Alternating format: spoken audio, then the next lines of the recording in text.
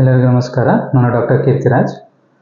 ಪ್ರತಿ ವರ್ಷ ಮೇ 17ರಂದು ರಕ್ತದೊತ್ತಡ ದಿನ ಅಂದರೆ ವರ್ಲ್ಡ್ ಹೈಪರ್ಟೆನ್ಷನ್ ಡೇ ಅನ್ನು ಆಚರಿಸ್ತೇವೆ. ವಿಶ್ವದಾದ್ಯಂತ ಸರಿಸುಮಾರು 130 ಕೋಟಿ ಜನರಿಗೆ ರಕ್ತದೊತ್ತಡ ಇರುತ್ತದೆ. ವಿಪರ್ಯಾಸ ಏನಂದರೆ 100ರಷ್ಟು ಜನದಲ್ಲಿ 50ರಷ್ಟು ಮಂದಿಗೆ ಮಾತ್ರ ಅವರಿಗೆ ರಕ್ತದೊತ್ತಡ ಇರೋದು ಅರಿವಿರುತ್ತದೆ. ಅದರಲ್ಲೂ ಡಯಾಗ್ನೋಸಿಸ್ ಗೊತ್ತಿದ್ರೂ ಅರ್ಧದಷ್ಟು ಜನ ಮಾತ್ರ ಟ್ರೀಟ್ಮೆಂಟ್ ತಗೋತಾ ಇರ್ತಾರೆ.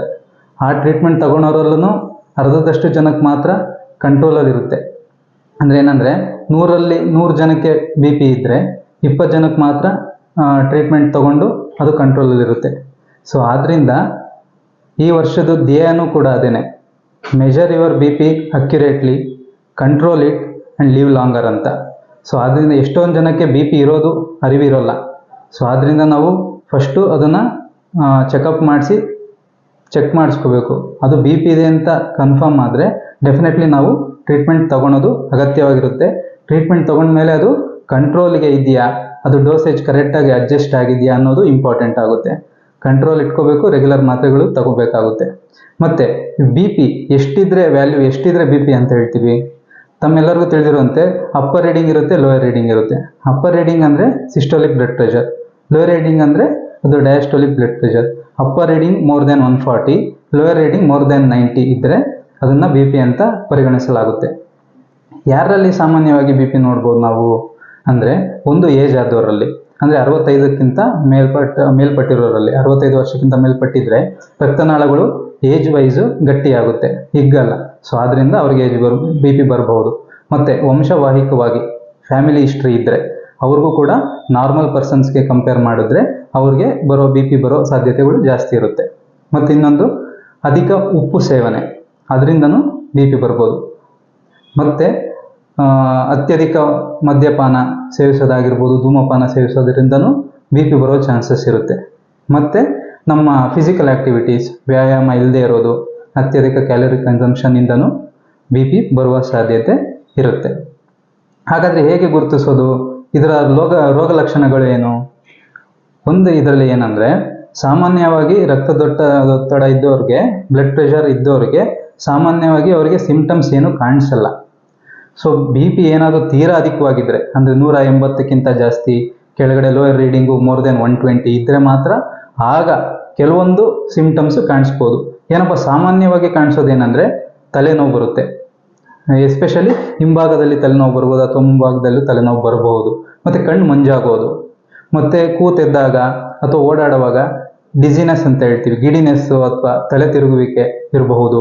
ಮತ್ತು ತೀರಾ ನಡೆದಾಗ, ಫಿಸಿಕಲ್ ಆ್ಯಕ್ಟಿವಿಟೀಸು, ಮೆಟ್ಲೆಕ್ಕಿದಾಗ ಸ್ವಲ್ಪ ಎದೆ ಉಪ್ಸ ಬಂದಂಗೆ ಆಗೋದು, ಇದೆಲ್ಲ ಸಾಮಾನ್ಯವಾಗಿ. ಮತ್ತು ವಾಕರಿಕೆ, ಕೆಲವೊಂದು ಸತಿ ವಾಕರಿಕೆ ಬರೋದು ಅಥವಾ ವಾಂತಿನೂ ಆಗ್ಬೋದು ತೀರಾ ಜಾಸ್ತಿ ಬಿ ಪಿ ಇದ್ದರೆ. ಇದೆಲ್ಲ ಸಾಮಾನ್ಯವಾಗಿ ಕಾಣಸಿಗುವಂಥ ರೋಗ ಲಕ್ಷಣಗಳು. ಇದನ್ನು ನಾವು ಗುರುತಿಸ್ಕೋಬೇಕಾಗುತ್ತೆ. ಮತ್ತು ಈ ಏನು ರಿಸ್ಕ್ ಫ್ಯಾಕ್ಟರ್ಸ್ ಅಂತ ಹೇಳ್ತೀವಿ, ಇವ್ರೂ ಕೂಡ ಪ್ರತಿ 30 ವರ್ಷ ಮೇಲ್ಪಟ್ಟಾದಮೇಲೆ ರೆಗ್ಯುಲರಾಗಿ ಅಟ್ಲೀಸ್ಟ್ ವರ್ಷಕ್ಕೊಮ್ಮೆ ಆದರೂ ಬಿ ಪಿ ಚೆಕಪ್ ಮಾಡಿಸ್ಕೋಬೇಕಾಗುತ್ತೆ. ಸಾಮಾನ್ಯವಾಗಿ 35 ಮೇಲ್ಪಟ್ಟಾದಮೇಲೆ ಎಲ್ಲರೂ ರೆಗ್ಯುಲರ್ ಅಟ್ಲೀಸ್ಟ್ ಆ್ಯನ್ಯುವಲಿ ಆದರೂ ಬಿ ಪಿ ಚೆಕಪ್ ಮಾಡಿಸ್ಕೋಬೇಕಾಗುತ್ತೆ. ಮತ್ತು ಹೇಗಪ್ಪ ಕಂಟ್ರೋಲ್ ಮಾಡ್ಬೋದು ಇದನ್ನು ಅಂದರೆ, ಡೆಫಿನೆಟ್ಲಿ ನಿಮಗೆಲ್ಲರಿಗೂ ತಿಳಿದಿರುವಂತೆ ನಾವು ಹೇಳಿದ್ವಿ ರಿಸ್ಕ್ ಫ್ಯಾಕ್ಟರ್ಸ್ ಅಂತ ಹೇಳಿದ್ವಿ. ಅದರಲ್ಲಿ ಮಾಡಿಫೈ ಮಾಡ್ಕೋಬೋದು. ಅಂದರೆ ಏನಂದರೆ, ರಿಸ್ಕ್ ಫ್ಯಾಕ್ಟರ್ಸ್ನ ಕಂಟ್ರೋಲ್ ಮಾಡೋದ್ರಿಂದನೇ ಎಷ್ಟೊಂದು ನಾವು ಬಿ ಪಿ ಬರದೇ ಇರೋ ಥರ ಸಾಧ್ಯತೆಗಳನ್ನ ಕಮ್ಮಿ ಮಾಡ್ಕೋಬೋದು. ಯಂಗ್ಸ್ಟರ್ಸಲ್ಲಿ ಬಿ ಪಿ ನೋಡ್ತಿದ್ರೆ ಸಾಮಾನ್ಯವಾಗಿ ಅದು ಏನಕ್ಕಿರ್ಬೋದು, ಒಂದು ವಂಶವಾಹಿಕವಾಗಿ ಅಂತ ಹೇಳಿದ್ವಿ, ಅಥವಾ ನಾವು ಹೇಳಿದ್ವಿ ಮಾಡಿಫೈಬಲ್ ರಿಸ್ಕ್ ಫ್ಯಾಕ್ಟರ್ಸ್ ಅಂತ, ಸ್ಮೋಕಿಂಗ್ ಆಗಿರ್ಬೋದು, ಅದನ್ನು ಸ್ಟಾಪ್ ಮಾಡೋದ್ರಿಂದ ಆಗಿರ್ಬೋದು. ಮತ್ತು ಮಾಡ್ರೇಷನ್ ಆಫ್ ಆಲ್ಕೋಹಾಲ್ ಅಂತ ಹೇಳ್ತೀವಿ, ಅಥವಾ ಸ್ಟಾಪಿಂಗ್ ಆಫ್ ಆಲ್ಕೋಹಾಲ್ ಕನ್ಸಂಪ್ಷನ್, ಅದರಿಂದನೂ ಡೆಫಿನೆಟ್ಲಿ ನಾವು ಬಿ ಪಿ ಕಮ್ಮಿ ಮಾಡ್ಕೋಬೋದು. ಮತ್ತು ಫಿಸಿಕಲ್ ಆ್ಯಕ್ಟಿವಿಟೀಸ್ ಇನ್ಕ್ರೀಸ್ ಮಾಡೋದ್ರಿಂದ, ರೆಗ್ಯುಲರ್ ದಿನನಿತ್ಯ ವ್ಯಾಯಾಮ ಮಾಡೋದ್ರಿಂದನೂ, ಮತ್ತು ಉಪ್ಪು ಕಮ್ಮಿ ಸೇವಿಸೋದ್ರಿಂದನೂ, ಅನವಶ್ಯಕ ಉಪ್ಪು ಸೇವನೆ ಅಂದರೆ ಅತ್ಯಧಿಕ ಉಪ್ಪು ಊಟದ ಮೇಲೆ ಎಕ್ಸ್ಟ್ರಾ ಅಧಿಕ ಉಪ್ಪು ಹಾಕ್ಕೊಳ್ಳೋದು, ಸಲಾಡ್ಸ್ಗೆ ಹಾಕ್ಕೊಳ್ಳೋದು, ಇದನ್ನು ಅವಾಯ್ಡ್ ಮಾಡಿದ್ರೇ ಮೋಸ್ಟ್ ಆಫ್ ದಿ ಟೈಮ್ಸು ಉಪ್ಪು ಎಕ್ಸ್ಟ್ರಾ ಕನ್ಸಂಪ್ಷನ್ನ ನಾವು ತಡೆಗಟ್ಬೋದು. ಅದ್ರ ಜೊತೆಗೆ ಇದೆಲ್ಲ ಇನಿಷಿಯಲ್ ಸ್ಟೇಜಸ್ಸು, ಇದರಲ್ಲೂ ಕಮ್ಮಿ ಆಗಲಿಲ್ಲ ಅಂದರೆ ಡೆಫಿನೆಟ್ಲಿ ಮಾತ್ರೆಗಳು ಅಗತ್ಯ ಇದ್ದೇ ಇದೆ. ಆ ಮಾತ್ರೆಗಳು ತಗೊಳ್ಳೋದು ಒಂದು ಇಂಪಾರ್ಟೆಂಟು. ಮತ್ತು ಇದು ಸಾಮಾನ್ಯವಾಗಿ ಕೇಳ್ತಾರೆ ಮಾತ್ರೆ ಸ್ಟಾರ್ಟ್ ಮಾಡಿದ ತಕ್ಷಣ, ಸರ್ ಇದು ಲೈಫ್ ಟೈಮ್ ತಗೋಬೇಕಂತ. ಹೌದು, ಇದು ಬೇರೆ ಕಾರಣಗಳಿಂದ, ಅಂದರೆ ಕಿಡ್ನಿ ತೊಂದರೆಯಿಂದನೋ, ಅಥವಾ ಕಿಡ್ನಿ ಇನ್ಫೆಕ್ಷನಿಂದನೋ, ಅಥವಾ ಥೈರಾಯ್ಡ್ ಸಮಸ್ಯೆನೋ, ಬೇರೆ ಏನಾದರೂ ತೊಂದರೆ, ಅಥವಾ ತೀರಾ ಒಬೆಸಿಟಿ, ಇದರಿಂದ ಬಂದಿದ್ರೆ ಅದನ್ನು ಸಮಸ್ಯೆನ ಕ್ಲಿಯರ್ ಆದಾಗ ಬಿ ಪಿ ಕೆಲವೊಮ್ಮೆ ನಾರ್ಮಲ್ ಆಗೋ ಚಾನ್ಸಸ್ ಇರುತ್ತೆ. ಅದು ಬಿಟ್ಟರೆ normal regular essential hypertension ಅಂತ ಏನು ಹೇಳ್ತೀವಿ, ಇದು ಬಂದರೆ ಹೌದು ರೆಗ್ಯುಲರ್ ಆಗಿ ಬಿ ಪಿ ಮಾತ್ರೆ ತೊಗೊಂಡೇ ನಾವು ಕಂಟ್ರೋಲಲ್ಲಿ ಇಟ್ಕೋಬೇಕಾಗುತ್ತೆ. ಅದು ಲೈಫ್ ಟೈಮ್ ಮಾತ್ರ ಇರುತ್ತೆ, ಬಿ ಪಿ ಮಾತ್ರ ನಿಲ್ಲಿಸೋಂಗಿಲ್ಲ. ಸೊ ನಾವು ಬಿ ಪಿ ಮಾತ್ರ ಮತ್ತೆ ಒಂದು ರೆಗ್ಯುಲರ್ ತಗೋಬೇಕು ಮತ್ತು ಕಂಟ್ರೋಲಲ್ಲಿ ಇಟ್ಕೋಬೇಕಾಗುತ್ತೆ. ಮತ್ತು plus 3 to 6 months once at least ನಾವು ಮಾತ್ರೆ ಅದು ರೆಗ್ಯುಲರ್ ಚೆಕಪ್ ಮಾಡಿಸ್ಕೊಂಡು ಬಿ ಪಿ ಪರೀಕ್ಷೆ ಮಾಡಿಸ್ಕೊಂಡು ಮಾತ್ರೆ ಡೋಸ್ ಅಡ್ಜಸ್ಟ್ ಮಾಡಿಸ್ಕೊಂಡು ಅದನ್ನು ಕಂಟ್ರೋಲಲ್ಲಿ ಇಟ್ಕೋಬೇಕಾಗುತ್ತೆ. ಅದರಿಂದ ಮತ್ತು ಇದು ಯಾಕಪ್ಪ ಕಂಟ್ರೋಲ್ ಇಟ್ಕೋಬೇಕು, ಇದು ಕಂಟ್ರೋಲ್ ಇಲ್ಲ ಅಂದರೆ ಏನು, ನಮಗೆ ಆರಾಮಾಗೇ ಇದ್ದೀನಿ, ಸಿಂಪ್ಟಮ್ಸ್ ಏನೂ ಇಲ್ಲ ಅಂತ ನೆಗ್ಲೆಕ್ಟ್ ಮಾಡಿದ್ರೆ, ಸೊ ಇದು ಕಾಮನ್ ಆಗಿ ಏನಂದರೆ ವರ್ಷಗಳು ಜಾರದಂತೆ ಹಾರ್ಟ್ ಮೇಲೆ ಒತ್ತಡ ಜಾಸ್ತಿ ಆಗಿ ಹಾರ್ಟ್ ಫೇಲ್ಯೂರ್ ಆಗ್ಬೋದು, ಅಥವಾ ಸಡನ್ನಾಗಿ ಹಾರ್ಟ್ ಅಟ್ಯಾಕ್ ಆಗ್ಬೋದು. ಮತ್ತು ಮೆದುಳಿನ ರಕ್ತನಾಳಗಳು ಸಣ್ಣದಾಗಿರುತ್ತೆ, ಸೊ ಅದೇನಾದರೂ ಹೊಡ್ಕೊಂಡ್ರೆ ಬ್ರೈನ್ ಸ್ಟ್ರೋಕ್ ಆಗೋ ಚಾನ್ಸಸ್ ಇರುತ್ತೆ. ಮತ್ತು ಕಿಡ್ನಿ ತೊಂದರೆ, ಕ್ರಮೇಣವಾಗಿ ಕಿಡ್ನಿನೂ ವೀಕ್ ಆಗುತ್ತೆ. ಸೊ ಇದರಿಂದನೇ ಕ್ರಾನಿಕ್ ಕಿಡ್ನಿ ಡಿಸೀಸಸ್ ಅಂತೆಲ್ಲ.